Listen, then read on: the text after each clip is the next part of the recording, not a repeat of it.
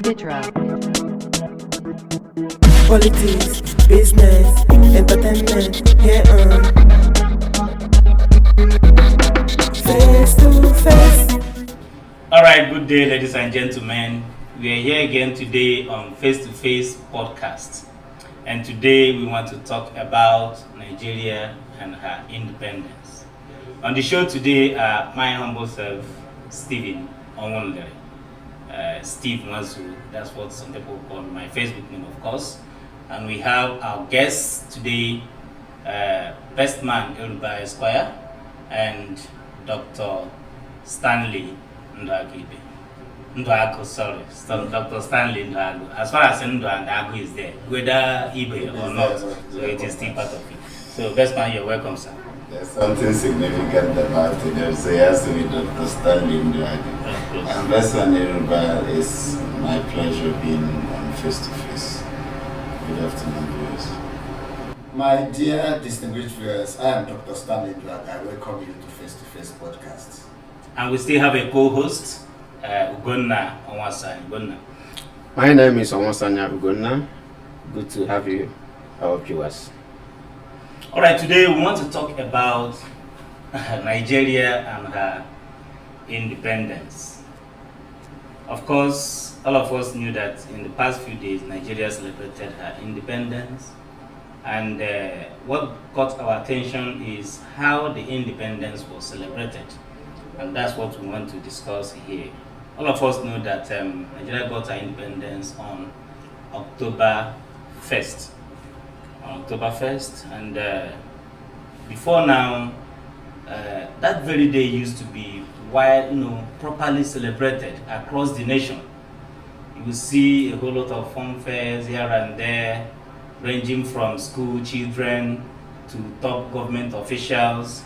Everywhere will be the streets and the markets and public places will be painted with green and white, green, white, green, and people will be happy that we are celebrating independence. But the one of 2024, as we all know that as time goes on, the flair and everything keeps dropping, just like the Christmas celebration. Maybe we'll come to that later. Pastor Bestman, what do you have to say about that?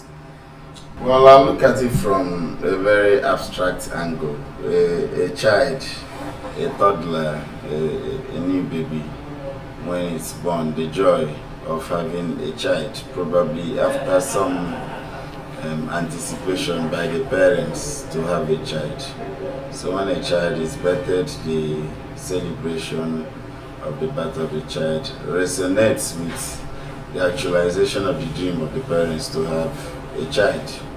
And when the reality that the child has become a responsibility and an obligation to the parents, the amount of celebration and resources that is spent on celebrating that particular child begins to reduce, because some other aspects of a child's life will need to take care of those resources that would have been put into celebration.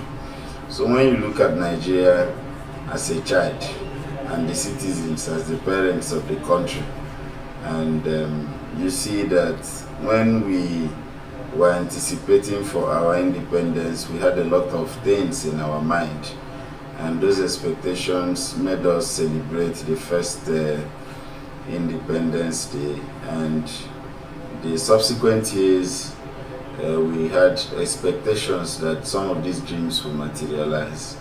But as the country continues to grow into an adolescent to becoming almost like a middle-aged man, Nigeria at 60-something years now is no longer the child you'll be fond of.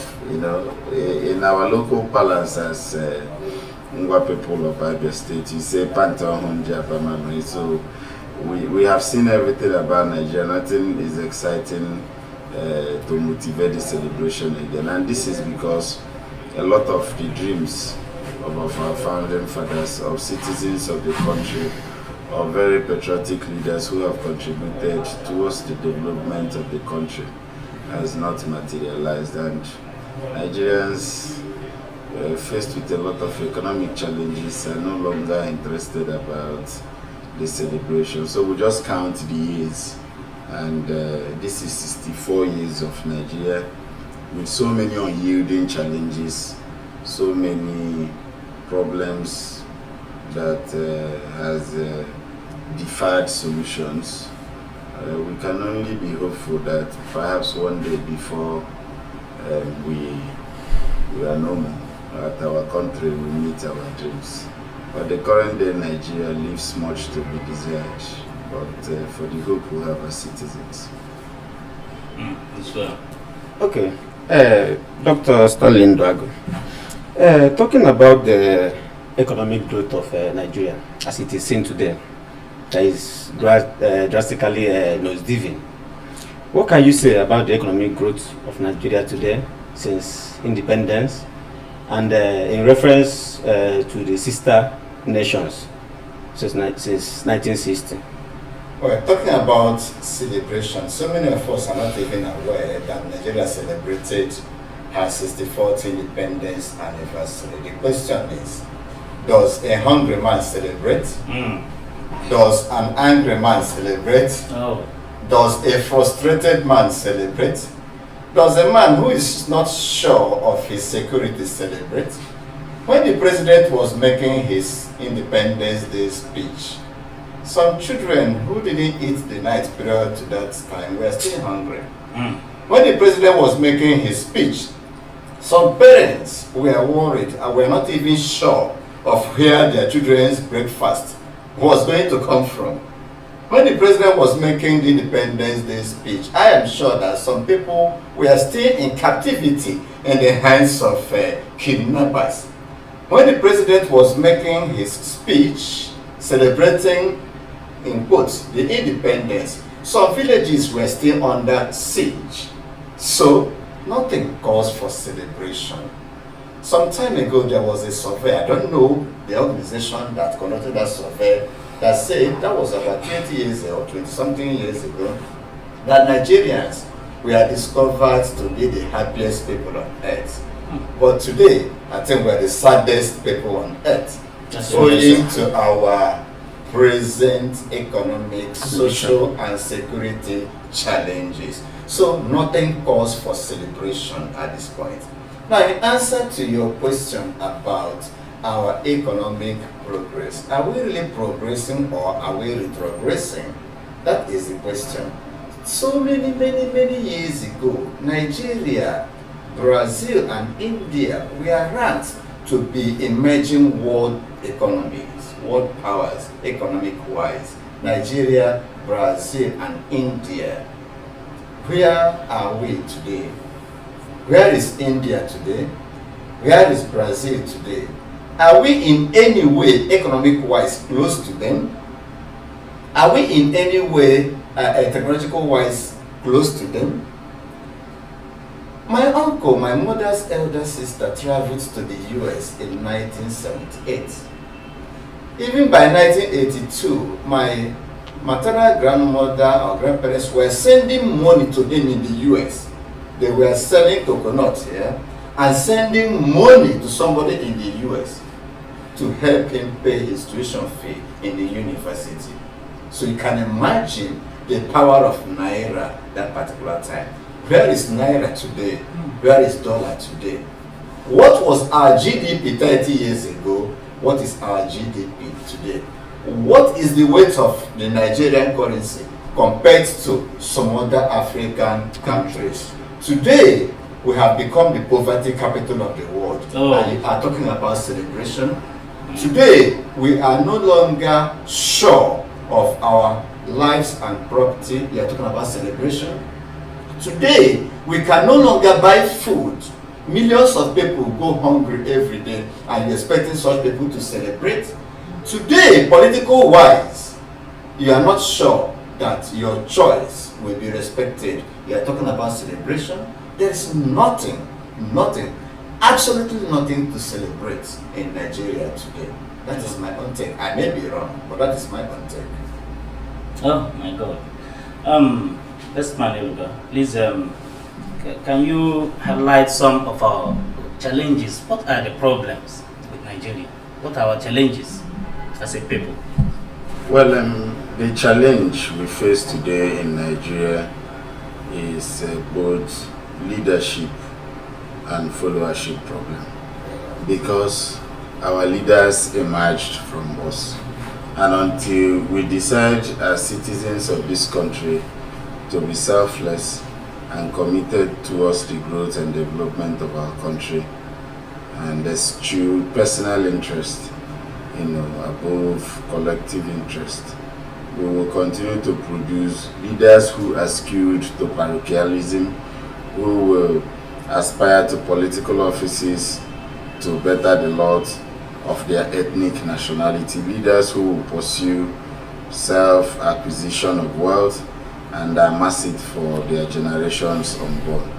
So you see, it is an intractable problem where the finger that is pointed to the leaders, the remnant of the fingers, probably the majority of the fingers, is pointing to the citizens, because when we talk about, we do not celebrate the independence because we do not have a government system that works for all.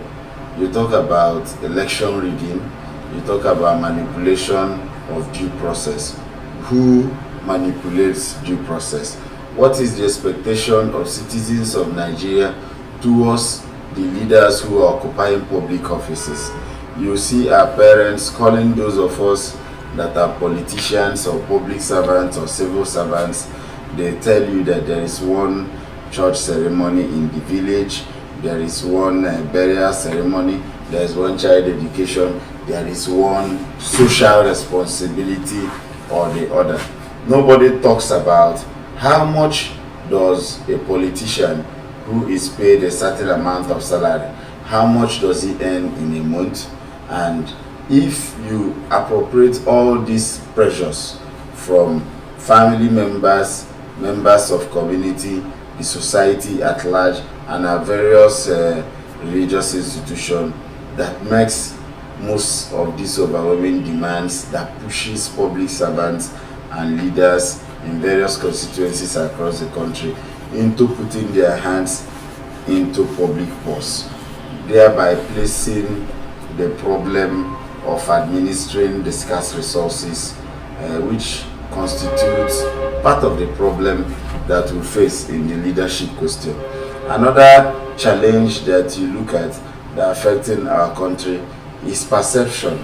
Everybody believes that public office is a poverty alleviation scheme. And so when you print a poster to aspire to become a councillor, a local government chairman, you may be a member of State House of Assembly, and as the case may be, what you have contracted yourself into is a social responsibility that takes care of the need of the citizenry without them laboring for anything. All they need to do is to allow you, overwhelm them at the polling units, maybe by provision of peanuts, some stipend, and then you take over their mandate. And because they are aware you were not popularly or massively voted into office, all those demands will be transferred to you. And because you need to go back to that office to continue to sustain yourself, you begin to initiate things that are not noble, which constitutes the problem of corruption.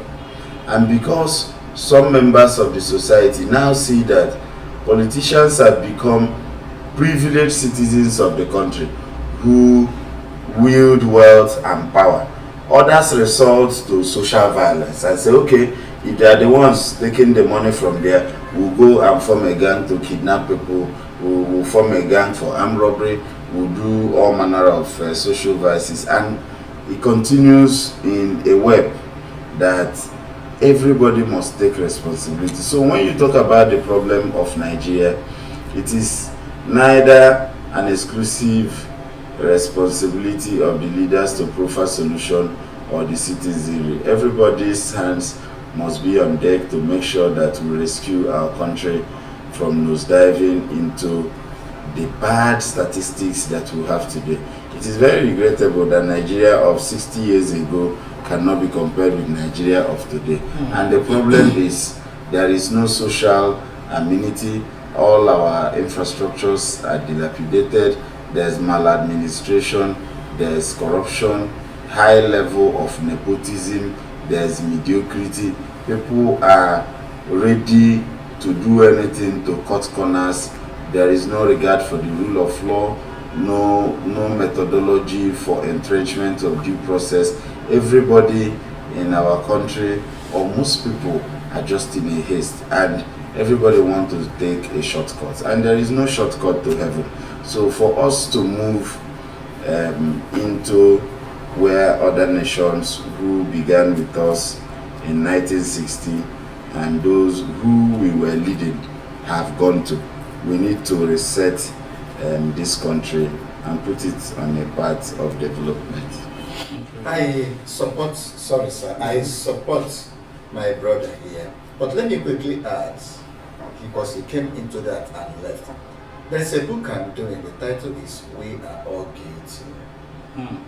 In this country of ours, all of us are guilty, and we must take, as soon as it's a responsibility for the problems of this country. We keep blaming our leaders. Yes, they should take a chunk of the blame, but as an individual, I should search myself. I should go into soul searching.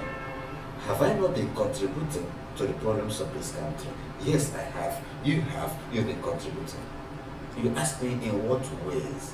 Certain things we do, certain actions we take are contributing to the problems of this country. That takes me to the problem of reorientation. Okay. That is the major thing we need in this country. How we can achieve it, I do not know, but we need reorientation. Right from childhood. Let me tell you, I was waiting for a friend in,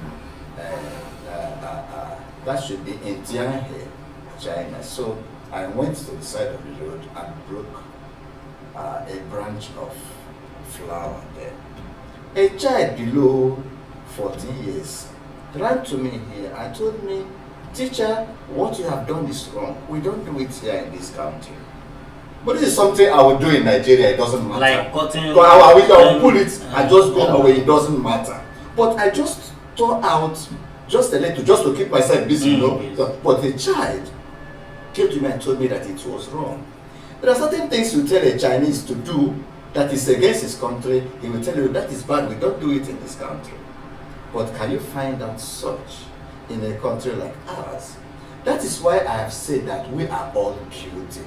While we blame our leaders, we should also take responsibility, just like Omasanya has said, for the problems, for the woes of this country, until we go into reorientation, until we change our mindset. For instance, once I'm elected to office today as a councillor, people will begin to make some inordinate demands. They will start printing even invitation cards, putting my name as a special guest of honor, expecting me to bring millions of naira. Where will I get it from? If you go to some place and ask them, between building a health center and giving every one of you 20,000 naira each, which one would you prefer? Do not be surprised that a number of them will prefer 20,000 naira Even 5,000 to building a health center here. That tells you the poor mindset we have. So in addition to what he said, poor mindset is part of the problems we have as a people. And until we change our perception, until we change our orientation and have reorientation, Nigeria will continue to take so many steps backwards. Let me just say something about this corruption per se. In fact, I think it is rooted even in all families, because we've seen a situation. I think I spent some time in the classroom. You see a situation where a student will be asked, or pupil will be asked to bring 50 naira for a particular project in school, and he will get home and tell the mother they were taxed 100 naira, and the mother will tell the father it's 500 naira, And by that time the father has been extorted extra 450 naira for 50 naira project. Probably, in fact, it can come from the head of the school. The head of the school may say, okay, bring 50 naira. The teacher in charge will now add 100. The mother will add 200. And the father will end up paying 500 naira. So we really need to reorientate ourselves. It is a very big problem because all of us, if truly we can, stand out and hold our own grounds and say these things are not done that way, then the leaders can now be held accountable because they know that we always compromise. That is why even during elections, some votes can be bought at 1,000 naira. You're even talking about 20,000 over a health center. When we are selling a mandate, for 1,000, 2,000 naira for the rest of 4 years. So break it down and tell me how much that person has sold for day. It's not up to 1 naira. So it is a very, very big problem that we are facing.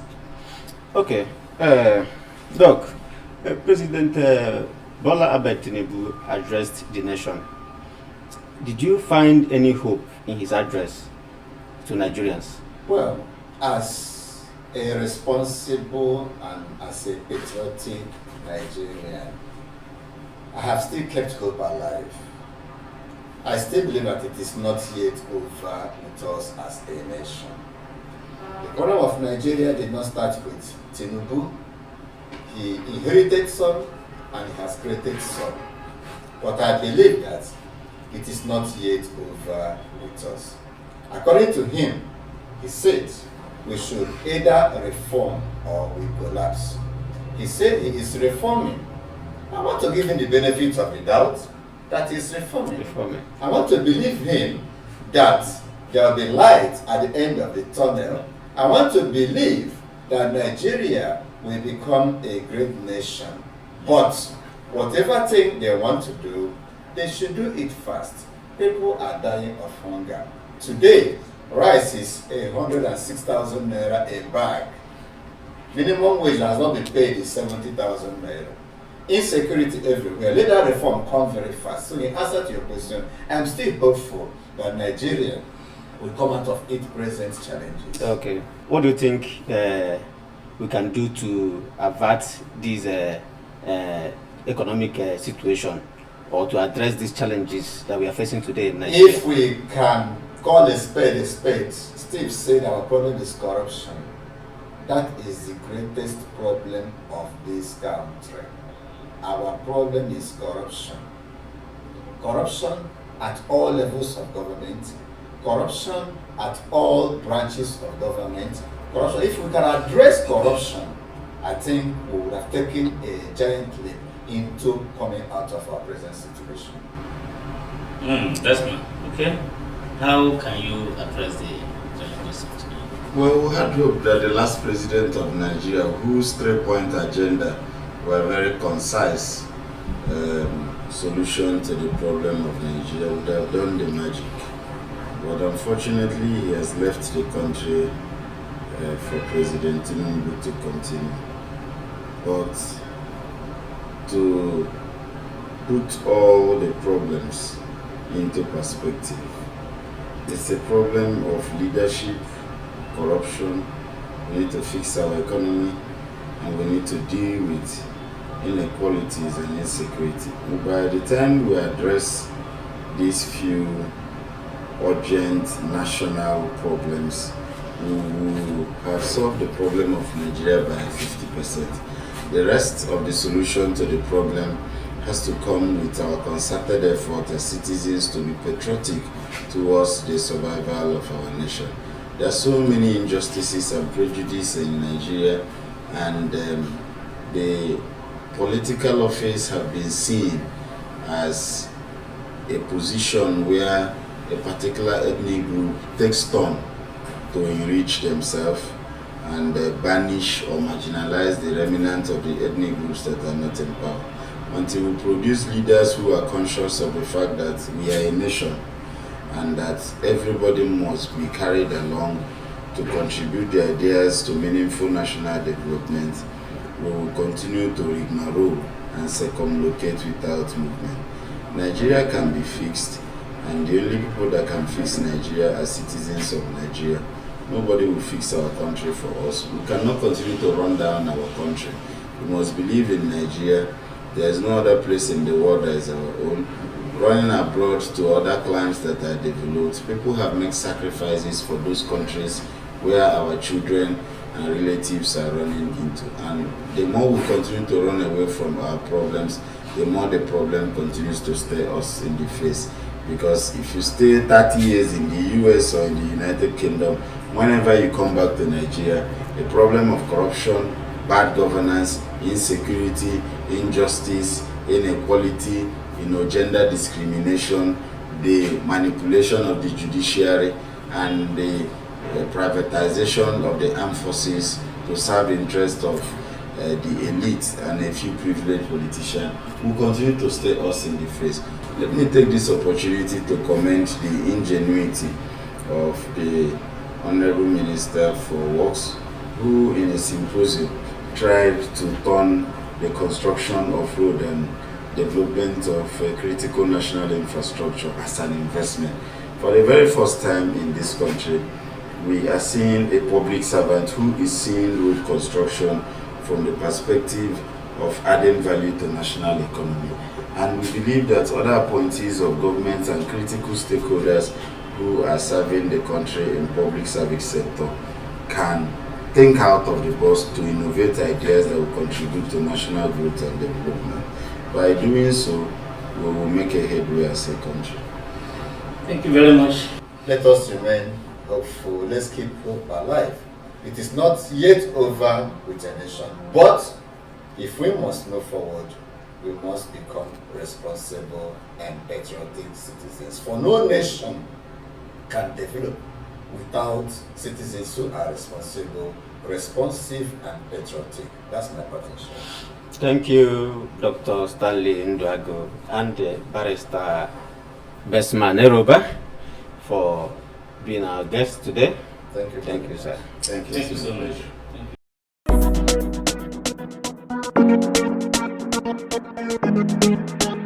Vitra. Politics, business, entertainment, here on Face to Face.